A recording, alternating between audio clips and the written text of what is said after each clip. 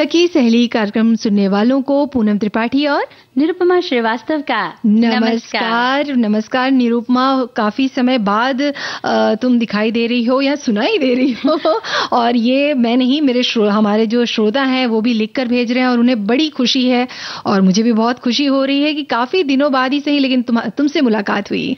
बिल्कुल, वो क्या होता है ना, अपनों का प्यार होता है ना, वो आपको खींच ही लाता है और ये हमारे श्रोताओं का प्यार ही है जो आज फिर मैं आप सबके साथ हूँ। हाँ। तो बिल्कुल ढेर सारी शुभकामनाएं हमारे सभी श्रोताओं को और बहुत बहुत धन्यवाद।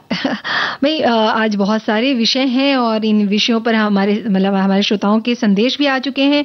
तो जैसा कि आज दादी माँ के नुस्खे में हम लेकर आए हैं भुना चना और इसके गुणों के बारे में काफी संदेश हम तक पहुंच चुके हैं जो हम बाद में पढ़ेंगे। और कौन से विषय हैं? बिल्कुल, साथ ही आज फरवरी का महीना चल रहा है तो परीक्षाओं का दौर शुरू हो चुका है। तो परीक्षा का समय और बच्चों में जो तनाव होता है इस पर भी आज हम चर्चा करेंगे और इसको लेकर भी हमारी श्रोता तो वैसे बहुत सजग ही हैं, लेकिन हम भी इस और उनका ध्यान आकर्षण करेंगे कि तनाव को कैसे कम किया जा सकता है। बिल्कुल और कहा जाता है ना, अनजानों पर भरोसा नहीं करना चाहिए लेकिन कुछ हद तक। तो इस पर भी हम चर्चा करेंगे कि कैसे हम इन चीजों से बच सकते हैं ना। और आज है मंगलवार और गीत मंजरी का हर किसी को इंतजार रहता है। तो आज ख्याल जो है शब्द से हम गीत मंजरी जो है पिरो कर लेकर आए हैं। और साथ में और क्या है आज?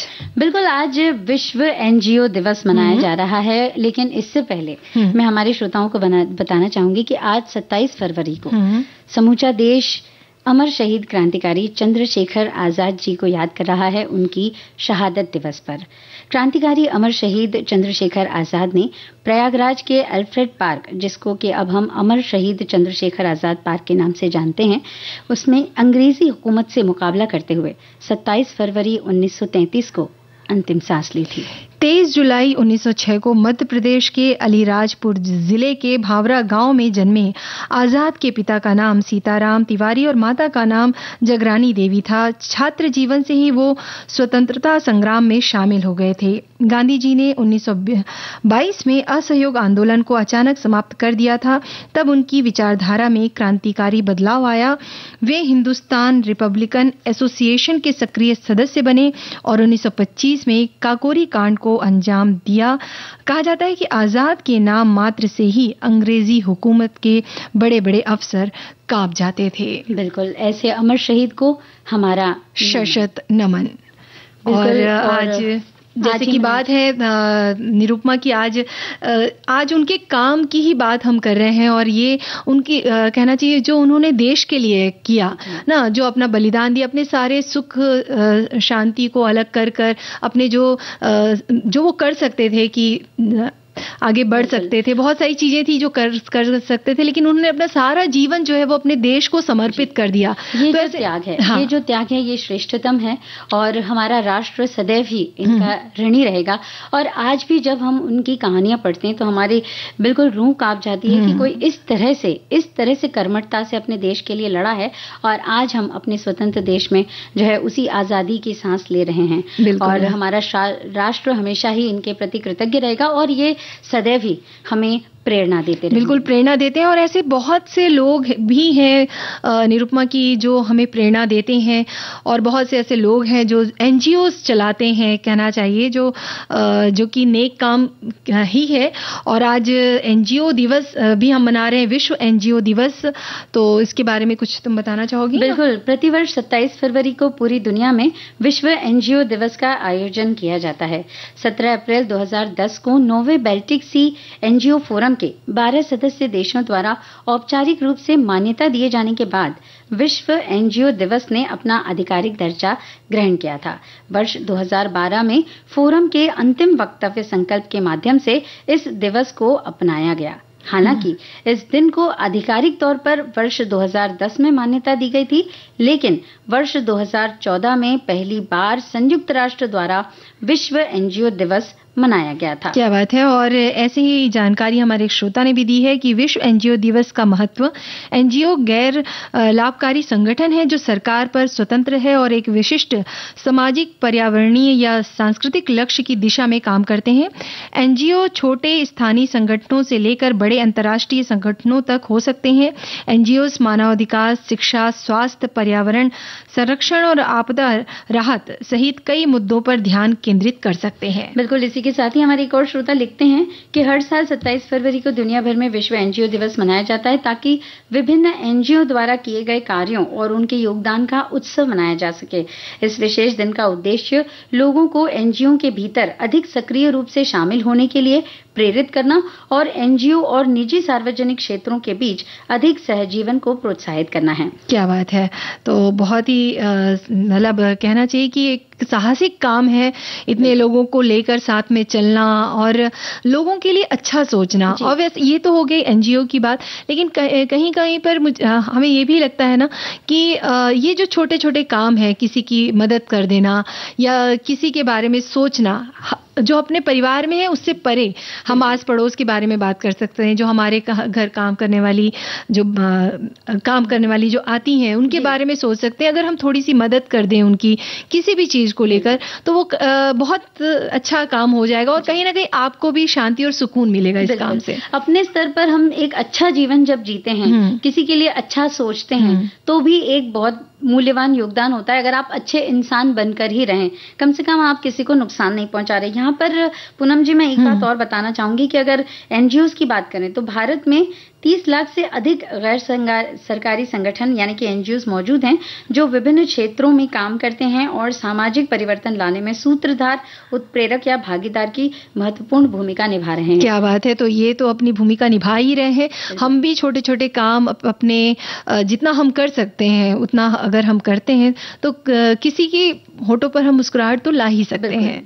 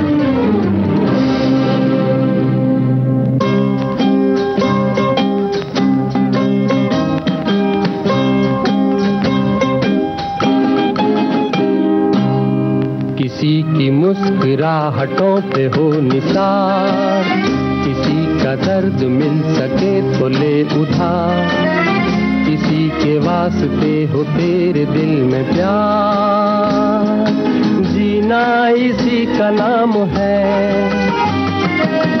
किसी की मुस्कुराहटों पे हो निसार, किसी का दर्द मिल सके तो ले उधार, किसी के वास्ते हो तेरे दिल में प्यार, जीना इसी का नाम है।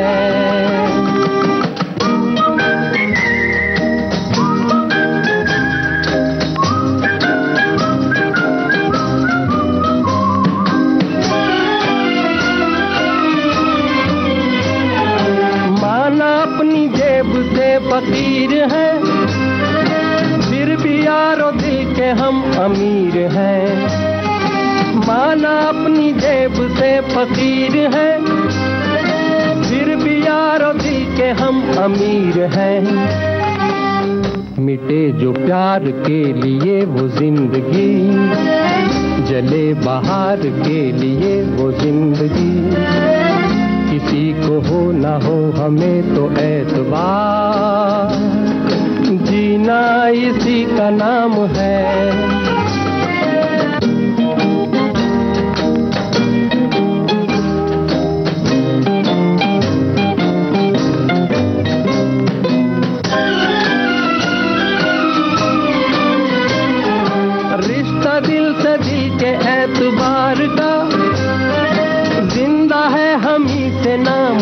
प्यार का, रिश्ता दिल से दिल के एतबार का, जिंदा है हम ही से नाम प्यार का,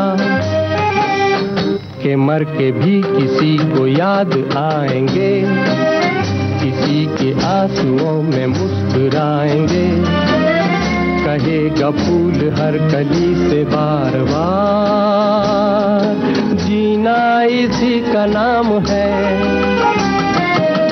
किसी की मुस्कुराहटों पे हो निसार, किसी का दर्द मिल सके तो ले उठा, किसी के वास्ते हो तेरे दिल में प्यार, जीना इसी का नाम है।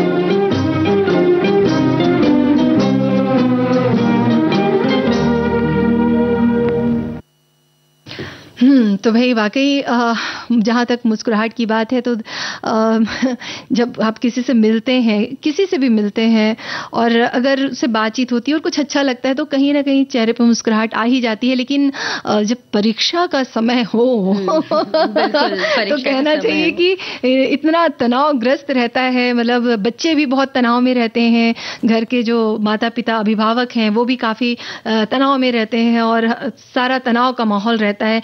लेकिन मुझे लगता है ऐसा कि खासकर परीक्षा का जो समय होता है उस समय तनाव से ज़्यादा जो ज़रूरत होती है वो बच्चे को अपनों की ज़रूरत होती है, यानी कि कहना चाहिए कि कोई ऐसा हो जो उसको समझा सके कि भाई ज़्यादा तनाव लेने की ज़रूरत नहीं है, जो है वो अच्छा है। तो बिना तनाव के आप पढ़ाई करें और परीक्षा की तैयारी करें, जो होगा देखा जाएगा, रिजल्ट की चिंता ना करें, मतलब परिणाम की चिंता ना करें। आजकल हम अक्सर देखते हैं कि क्या होता है ना कि अभिभावकों की ऐसा लगता है कि अभिभावकों की परीक्षा ज़्यादा है, जो भी टूर्स होते हैं वो कैंसिल हो जाते हैं, घर का केबल कनेक्शन कट हो जाता है कि टीवी बिल्कुल बंद हो जाएगी और एक माहौल में डर सा पैदा कर दिया जाता है। बहुत से लोग इस तरह से बिहेव करते हैं कि माहौल जो है वो बहुत घबराहट का हो जाता है। हर चीज में जो है माता अगर बात कर रही है किसी से तो वो कह रही है अरे भाई मेरे बच्चे के एग्जाम चल रहे हैं, मैं कुछ नहीं करूंगी। हर चीज के लिए मनाही होती है कि ये नहीं होगा, वो नहीं होगा। तो इससे एक वातावरण जो हम देते हैं बच्चों को वो कैसा होता है, वो कहीं ना कहीं एक भयावह वातावरण हो जाता है कि मैं एक बहुत बड़ी जंग लड़ने जा रहा हूँ। बातें तो बहुत सारी हैं निरुपमा, लेकिन अभी छोटा टाइम हो चुका है अंतराल का, तो लेते हैं एक अंतराल।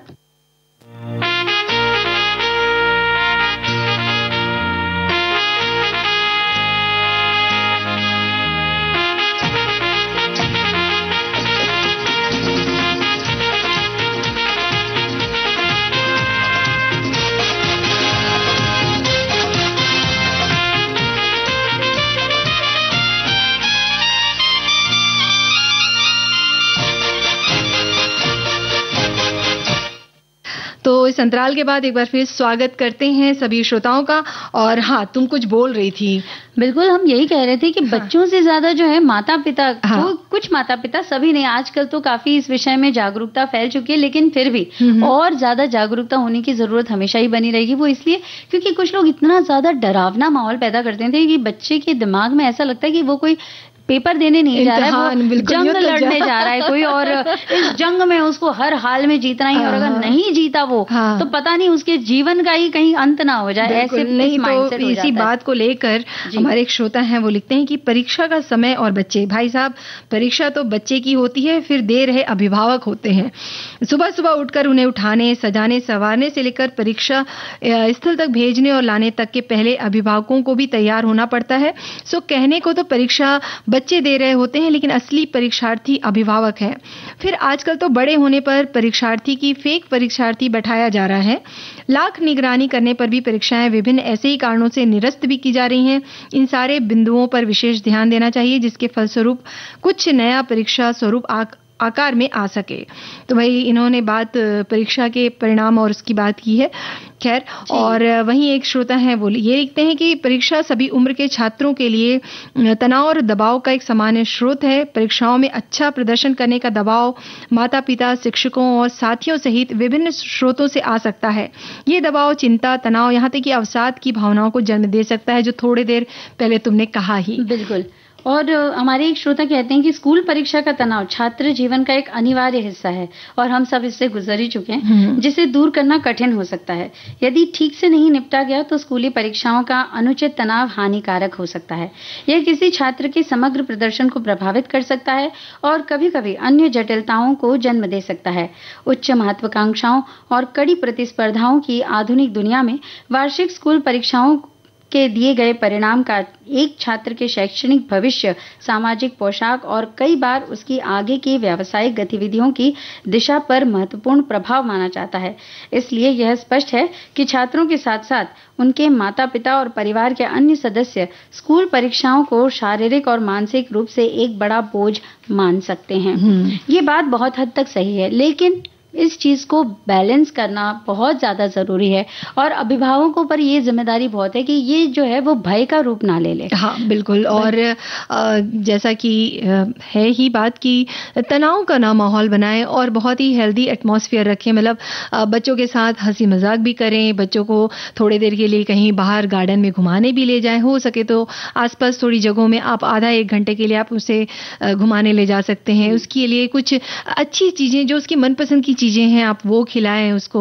और खासकर स्वास्थ्य का इस समय ध्यान रखना जरूरी है, क्योंकि कहते हैं ना कि स्वस्थ मन में ही स्वस्थ शरीर में ही स्वस्थ मन का वास होता है। तो भाई शरीर का स्वस्थ रहना भी बेहद जरूरी है। जी, इसमें क्या है कि आप कुछ बातों का अगर ध्यान रखें, जैसे कि पढ़ाई को अगर टाइम टेबल नियोजित कर लिया जाए, टाइम टेबल बांध लिया जाए, तो बच्चे पर वो जो एक प्रेशर रहता है पढ़ाई का कि मुझे ये करना है, वो अरे मेरा इतना बाकी है, तो ये नहीं रहेगा। नियोजित हो जाएंगी चीजें, उस तरह से वो पढ़ाई कर सकता है। दूसरी बात है कि पढ़ाई के बीच में ब्रेक्स का होना बहुत जरूरी है। और ये बात भी बहुत गलत है कि आपने पूरा टीवी सेट ही बंद करके रख दिया।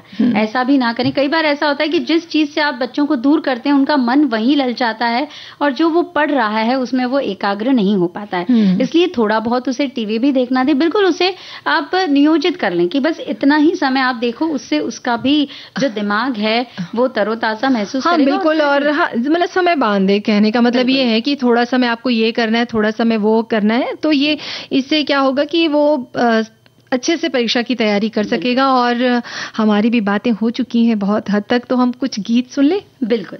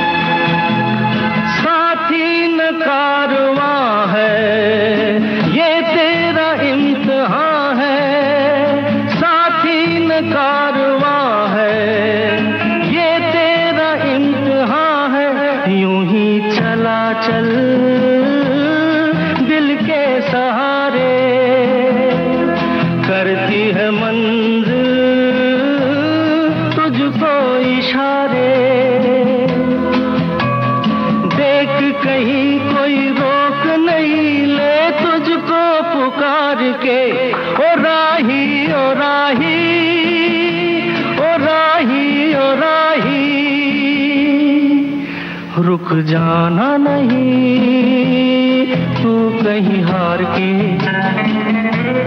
कांटों के चल के मिलेंगे साए बहार के। ओ राही ओ राही ओ राही ओ राही ओ राही ओ राही ओ राही ओ राही।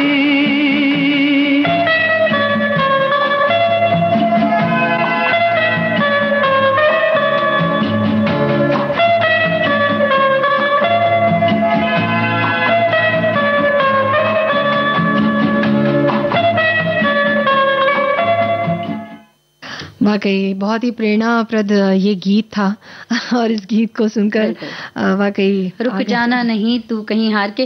जिंदगी के हर चुनौती का जब भी हम सामना करते हैं इस तरह के गीत अगर सुन लें तो अपने आप में एक एनर्जी आ जाती है। इसलिए बिल्कुल गीत संगीत सुनना भी बंद ना करें।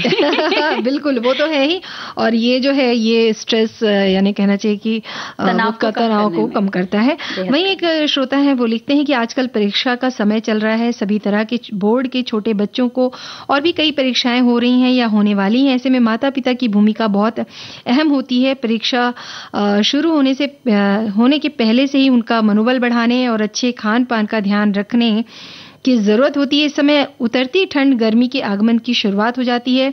बच्चे बीमार ना पड़ें इसके लिए उनका विशेष ध्यान रखें। मेरी बिल्डिंग में ऊपर के फ्लैट में कुछ कंस्ट्रक्शन चल रहा है, बहुत जोर से आवाज गूंजती है। बहुत मना करने के बाद भी काम बंद नहीं हो रहा है, जिससे बिल्डिंग में रहने वाले बच्चों को पढ़ने में दिक्कत होती है।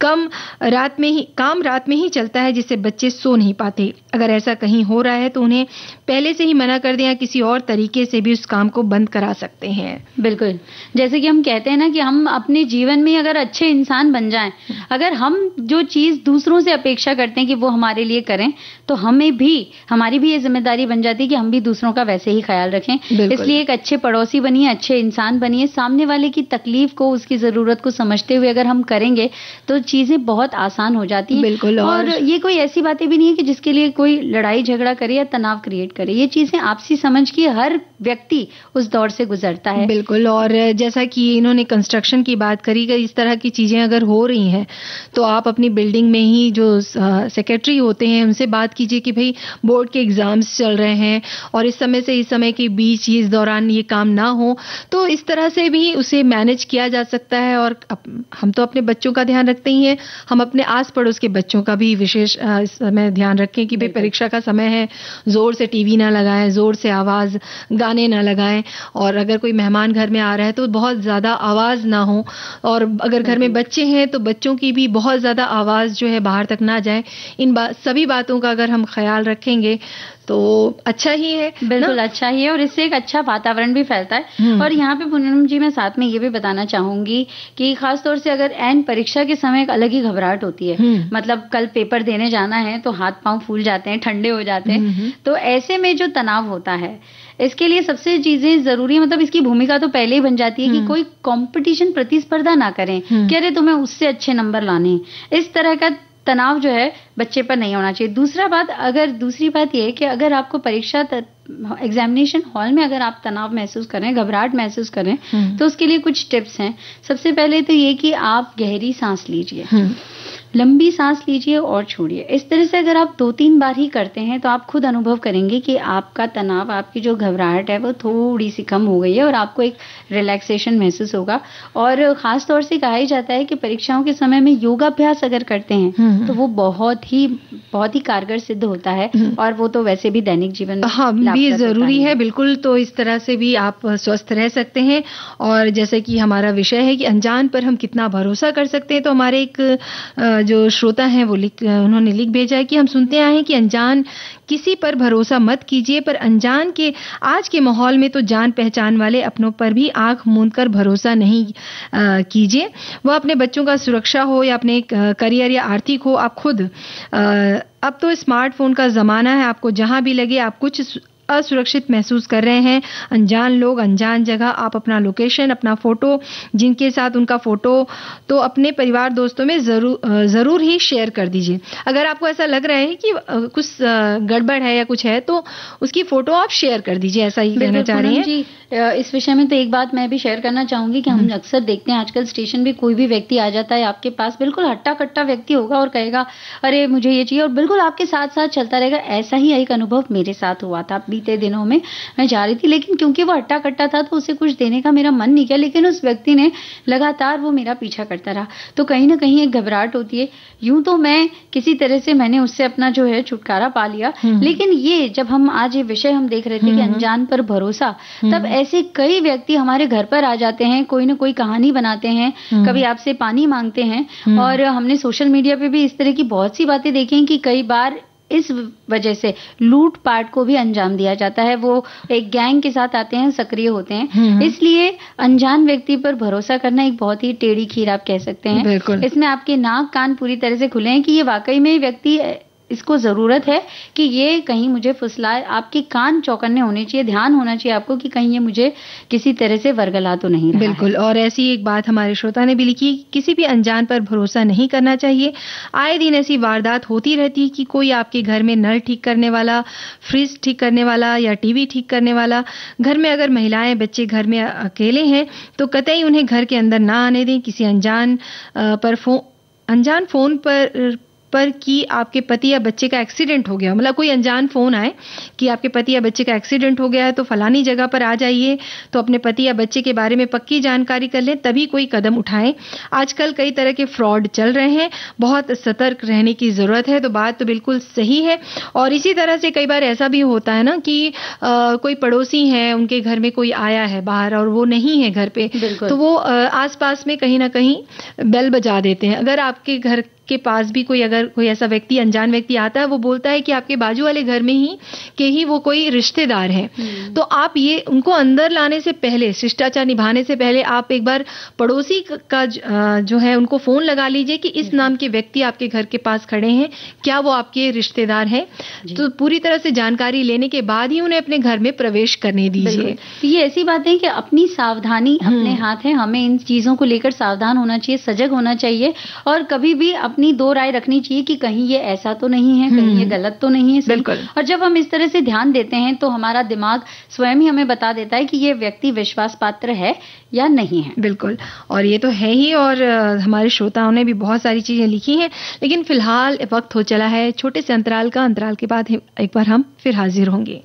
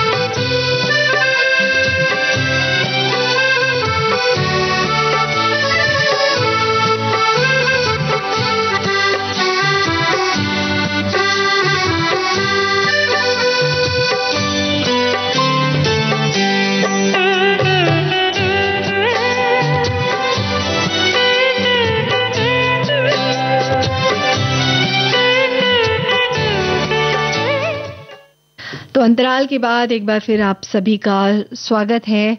और अनजान पे हम बात कर रहे थे, तो इस बात का बिल्कुल ख्याल रखें, और ख्याल किस और भी बहुत सी बातों का रखना है कि भाई जो हमारा जो कहना चाहिए हमारा जो रिश्ता है ना, वो भी हमेशा बना रहे। और ये तो खैर दो मत है ही नहीं कि हमारे श्रोता हमसे बहुत प्यार करते हैं और हमारे कार्यक्रम को सुनते हैं और अपने संदेश भी भेजते हैं। और गीत मंजरी में आज ख्याल विषय है, तो आगे हम बढ़ते हैं। जब ख्याल किया तो ख्याल तेरा आया, जब ख्याल किया तो ख्याल तेरा आया, जब भी आंखें बंद की तो ख्याल तेरा आया। जब भी चांद को देखूं तो ख्याल तेरा आया, जब भी सांसें लूं तो ख्याल तेरा आया। जब भी यादों को समेटूं तो ख्याल तेरा आया, जब भी जिंदगी के पन्ने को पलटूं तो ख्याल तेरा आया।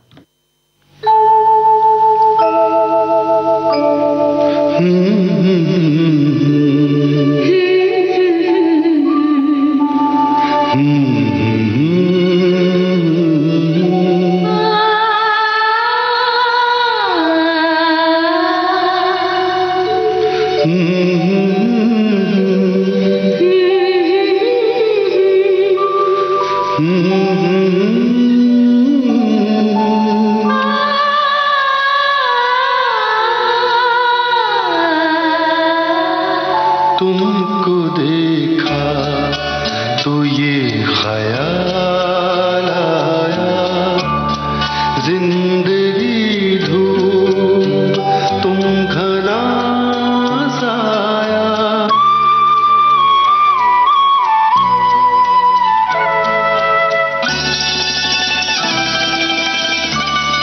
तुमको देखा तो ये ख्याल आया, तुमको देखा तो ये ख्याल आया, जिंदगी धूप तुम घना साया।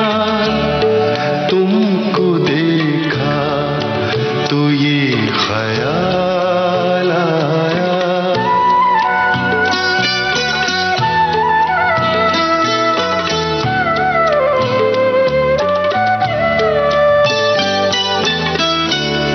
आज फिर दिल ने एक तमन्ना की, आज फिर दिल ने एक तमन्ना की, आज फिर दिल को हमने समझाया, आज फिर दिल को हमने समझाया। जिंदगी धूप तुम घना साया, तुमको देखा तो ये ख्याल आया।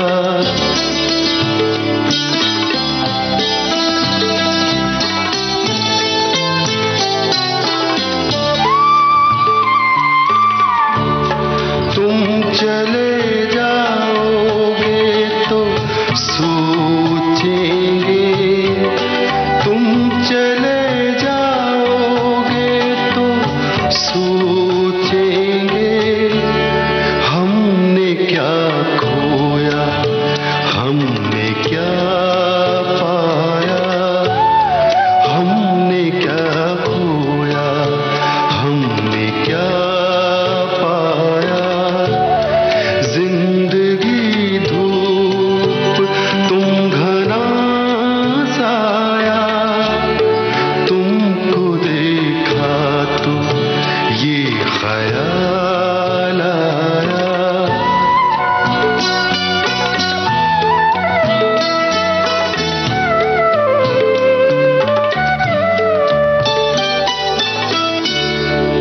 हम जिसे गुनगुना नहीं सकते, हम जिसे गुनगुना नहीं सकते, वक्त ने ऐसा गीत क्यों गाया, वक्त ने ऐसा गीत क्यों गाया। जिंदगी धूप तुम घना साया, तुमको देखा तो ये ख्याल आया, तुमको देखा तो ये ख्याल आया।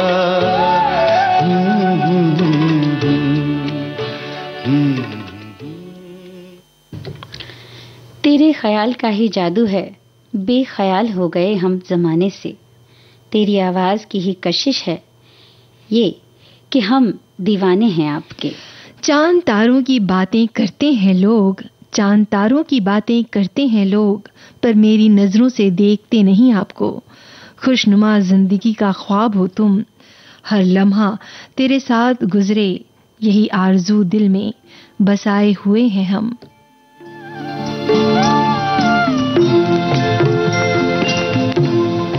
कभी कभी मेरे दिल में ख्याल आता है, कभी कभी मेरे दिल में ख्याल आता है कि जैसे तुझको बनाया गया है मेरे लिए, कि जैसे तुझको बनाया गया है मेरे लिए।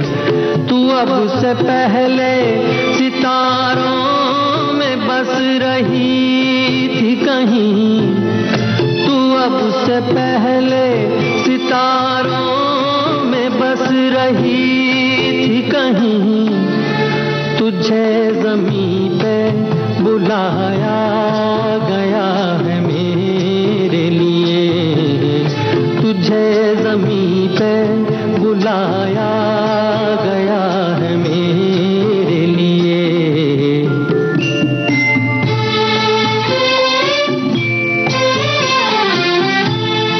कभी कभी मेरे दिल में ख्याल आता है कि ये बदन ये निगाहें मेरी अमानत है, कि ये बदन ये निगाहें मेरी अमानत है। ये गेसुओं की घनी छाँव है मेरी खातिर, ये होठ और ये बाहें मेरी अमानत है, ये होठ और ये बाहें मेरी अमानत है।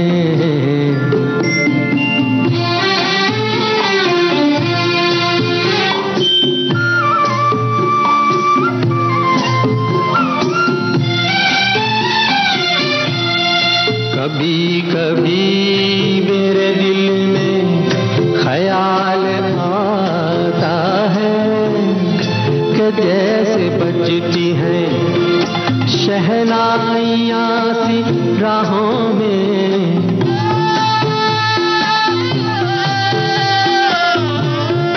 कि जैसे बजती हैं शहनाइयाँ सी राहों में। सुहाग रात है घूंघट उठा रहा हूँ मैं,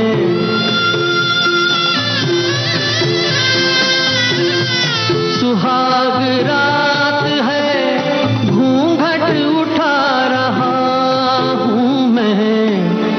सिमट रही है तू शर्मा के अपनी बाहों में, सिमट रही है तू शर्मा के अपनी बाहों में।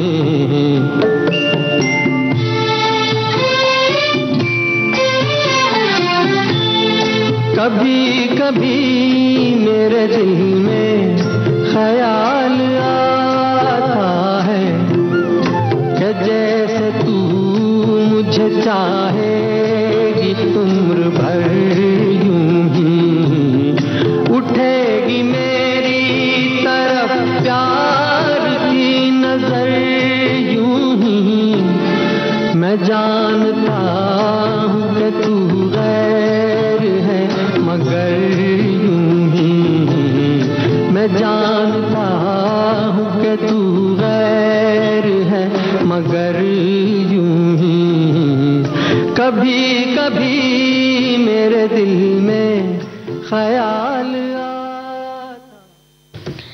रोज आता है मेरे दिल को तसल्ली देने, रोज आता है मेरे दिल को तसल्ली देने, ख्याल यार को मेरा ख्याल कितना है।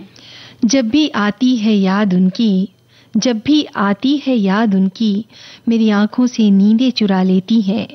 कुछ दर्द, कुछ नमी, कुछ बातें, तेरी याद का मौसम शामें गुजार देती है।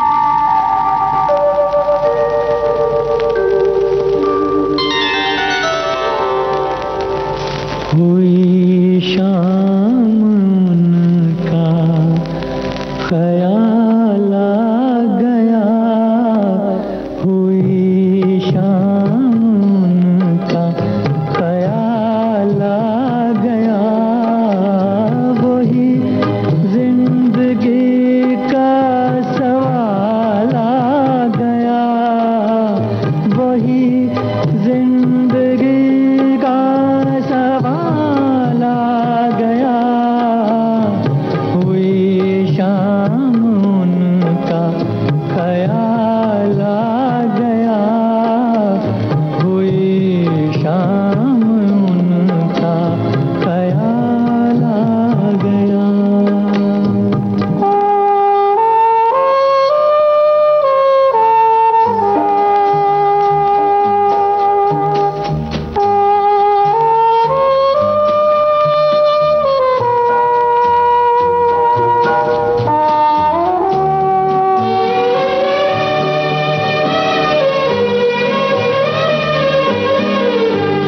अभी तक तो होठों पे था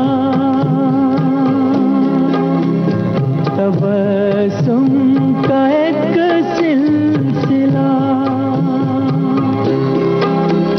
बहुत शादमा थे हम उनको भुला कर, अचानक ये क्या हो गया कि चेहरे पे रंगे मलाल आ गया, कि चेहरे पे रंगे मलाल आ गया, हुई शाम उनका ख्याल आ गया, हुई शाम उनका ख्याल आ गया।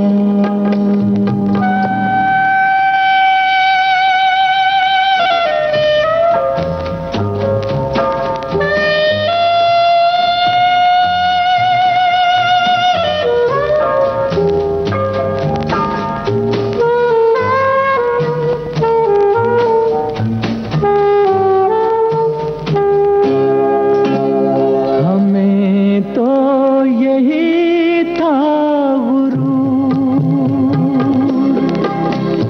गम यार है हमसे दूर, वही गम जिसे हमने किस किस जतन से निकाला था इस दिल से दूर, वो चल कर कयामत की चाल आ गया, वो चल कर कयामत की चाल आ गया, हुई शाम उनका ख्याल आ गया, वही जिंदगी का सवाल आ गया, हुई शाम उनका ख्याल आ गया, हुई शाम। आज फिर एक ख्याल आया, उसमें भी तेरा ही जिक्र आया, बेख्याली में भी ख्याल आया, कई ख्वाबों का को साथ लाया। इश्क के इस सफर में, इश्क के इस सफर में अनजाना एहसास आया है, मेरी दुनिया रंगीन कर दी है तूने, मेरी दुनिया रंगीन कर दी है तूने, फिजाओं में भी बहार छाई है।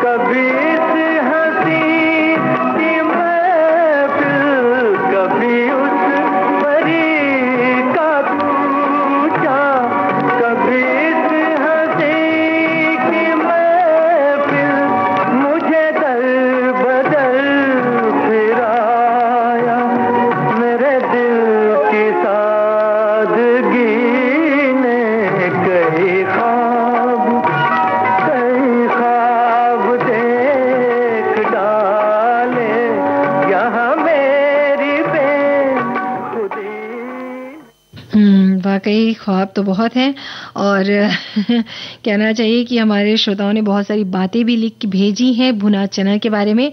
और भुना चना बहुत फ़ायदेमंद होता है, विशेषकर डायबिटीज़ पेशेंट के लिए। इसमें प्रोटीन बहुत अधिक मात्रा में पाया जाता है। हम लोग तो शाम की चाय में भुना चना छिलके सहित खाते हैं। तो भाई ये तो हो गई शाम की बात, लेकिन सुबह भी जो है ना खाली पेट नहीं रहना चाहिए। सुबह का नाश्ता भी बहुत ज़रूरी है। जी बिल्कुल। और आपको पता है आज मैंने सोचा कि नाश्ता तो ऐसे कुछ खास नहीं बनाया था, जल्दी हो रही थी तो मैंने बस थोड़े भुने चने और गुड़ ले लिया। मैंने कहा चलो आज का दिन तो निकल जाएगा अच्छे से, फिर अपन काम कर लेंगे। सिर्फ भुने चने मत बोलो निरुपमा, भुने सिर्फ भुना चना नहीं है, इसमें बहुत पौष्टिक कहना चाहिए पूरा खाना है ये ना। तो ये बिल्कुल हाँ वाकई हमारे श्रोताओं ने बहुत सारी बातें लिख भेजी हैं और बहुत अच्छी अच्छी बातें उन्होंने बताई हैं कि इसमें खाने के अनेक फायदे हैं। प्रोटीन होता है, फाइबर होता है, कैल्शियम होता है, आयरन होता है, विटामिन होते हैं। ऐसे बहुत से पोषक तत्वों से ये भरपूर होता है, इसलिए हमें तंदुरुस्त रखता है। तो जो तुमने सुबह नाश्ता किया है ना, तो ये बहुत अच्छा था। बिल्कुल। और आपकी इन बातों को सुन के तो मुझे और ज्यादा एनर्जी फील हो रही है कि हाँ वाकई में। और हमारे श्रोताओं की जो मैसेज, जो उन्होंने जो हमें संदेश भेजे हैं, उनको पढ़कर तो और ऐसा लग रहा है कि वाकई में मैंने बहुत अच्छा नाश्ता आज किया है। और वैसे भी पूनम जी, ये था कि पहले के दौर में हम देखते थे कि जब भी कोई मेहमान घर में आता था उसे गुड़ चना दिया जाता था और कहा जाता था कि एक अपने आप में एक कंप्लीट इंस्टेंट फूड है। हाँ बिल्कुल बिल्कुल। और इसका भुने चने का सत्तू भी जो बनता था, जो हम पहले के समय के लोग, अगर हम दादा दादी की बात करें तो गर्मियों के समय में जो वो सत्तू में पानी डाल के सत्तू का शरबत बनाते थे, या सत्तू को ही ऐसे पानी में गूंथ के उसमें थोड़ा नमक डाल दिया, थोड़ा मिर्ची, हरी मिर्ची के साथ खाते थे। तो ये जो नाश्ता होता था ये काफी पौष्टिक रहता था। और कई लोग ऐसे उसको शक्कर के साथ या गुड़ के साथ भी, जो सत्तू है उसको गुड़ मिला के पूरा ऐसा लड्डू बना के खाते हैं। तो ये भी है। और आजकल तो ये तो पहले के समय की हम बात कर रहे हैं, लेकिन ये दोबारा अब लोगों में जागरूकता फैल रही कि भाई सत्तू बहुत फायदेमंद है। अगर जिम वगैरह की बात करें, लोग जिम जाते हैं तो सत्तू की बात करते हैं, तो आज वो फिर से वो दौर लौट आया है। हम घूम फिरकर जो है कहते हैं ना उल्टी तरीके से नाक पकड़ रहे हैं। पहले नाक बिल्कुल हमारे सामने थी। और पूनम जी, आपने सत्तू का जिक्र किया तो सत्तू का तो ऐसा क्रेज हुआ करता था कि हम रास्ता देख रहे थे कब गर्मियों की छुट्टियां आए, और गर्मी में ही क्योंकि अधिकतर ये खाया जाता है। हमारी एक श्रोता लिखती हैं कि भुने चने से सत्तू बनता है जो कि पौष्टिक तत्वों से भरपूर स्वादिष्ट इंस्टेंट पेय है। इसकी तासीर ठंडी है। गर्मियों में पीने से लू का प्रकोप कम होता है, पेट को ठंडा रखता है, शरीर को डिहाइड्रेट करता है। कब्ज होने पर भुने चने में बारीक कटी प्याज, नींबू, मिर्च मिलाकर खाने से इससे पेट भी साफ होता है। भुने चने के फायदे बहुत है। अगर आप गाउट के रोगी हैं तो खाने में इनका प्रयोग कम मात्रा में करें। तो इतनी पौष्टिक चीज है। और अब तो ऐसा लग रहा है कि हमें डेली नियमित दिनचर्या में जो है इसका सेवन करना चाहिए भुने चनों का। बिल्कुल। और हमारे श्रोता ने लिखा भी कि भुने चने में भुनी मूंगफली, सलाद वाली सब्जियां डालकर, नींबू और चाट मसाला डालकर खाएं और थोड़े से अनार के दाने डाल दें तो पेट भरा हुआ लगेगा और वजन भी कम हो जाएगा। तो भाई क्या बात बोली इन्होंने। हाँ, बिल्कुल मुंह में पानी इन्होंने तो व्यंजन ही बता दिया इस तरह का। हाँ बिल्कुल। और अगर बात करें वैसे इन सब बातों से ऐसा लगता है कि आज हमारे सभी श्रोता भुने चने जो है उनका स्वादन लेने वाले हैं, स्वाद जरूर लेने वाले हैं। इसको गुड़ के साथ खाइए तो इसका स्वाद और बेहतर आता है। और जैसा कि इन्होंने कहा इसमें प्याज और ये सब डाल के खाने से भी मजा आ गया, कहीं ना कहीं इसका स्वाद आ गया। इनमें प्रचुर मात्रा में प्रोटीन पाया जाता है जो शरीर में नए सेल्स को बनाने में मदद करता है। इस प्लांट बेस्ड प्रोटीन से मसल्स बिल्डिंग में भी मदद मिलती है और शरीर में एनर्जी का लेवल जो है वो बना रहता है। इसके साथ ही साथ ये वजन कम करने में भी कारगर है क्योंकि इसमें फाइबर और प्रोटीन उच्च मात्रा में पाए जाते हैं। लो कैलोरी फूड होने के चलते वजन बढ़ने का खतरा नहीं होता तथा इससे पाचन तंत्र को भी मजबूती मिलती है। और एक और बात बताना चाहूंगी कि चने का ग्लाइसेमिक इंडेक्स जो है वो कम होता है और इसके चलते ब्लड शुगर लेवल नियंत्रित करने में भी मदद मिलती है। क्या बात है।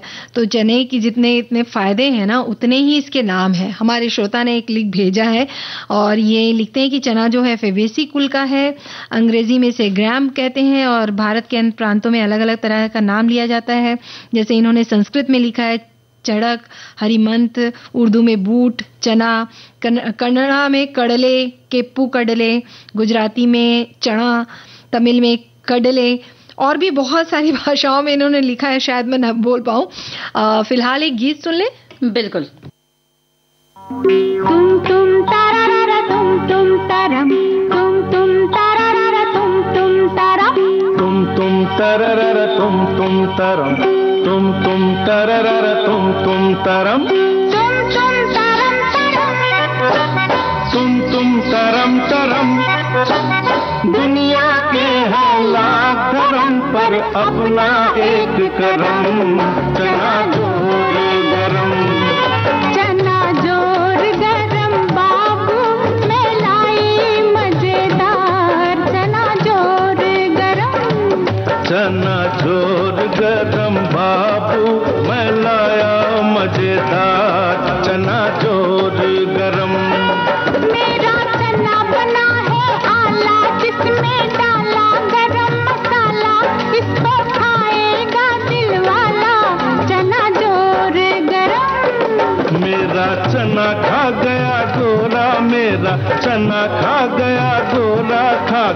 बन गया तगड़ा घोड़ा, मैंने पकड़ के उसे मरोड़ा, मार के टंगड़ी उसको तोड़ा। चना जोर गरम, चना जोर गरम बाबू मैं लाया मजेदार, चना जोर गरम।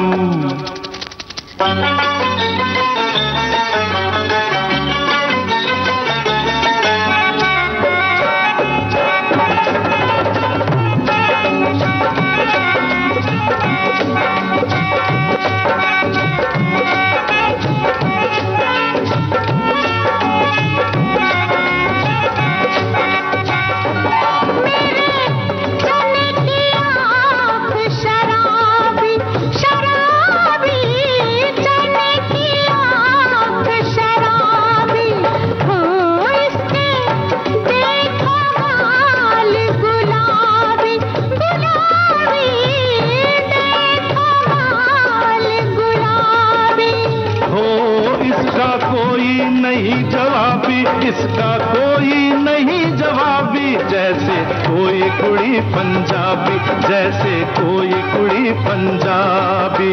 नाचे छलन छलन, नाचे छलन छलन, कोठे चढ़ के तेनों पुकारा, सुन ले मेरे बलम, चना जोर गरम, चना जोर गरम बाबू मैं लाई मजेदार।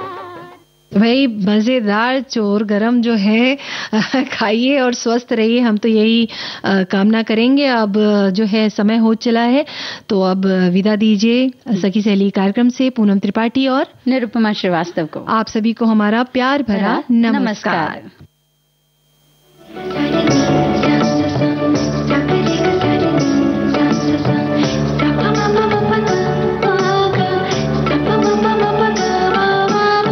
सखी सहेली।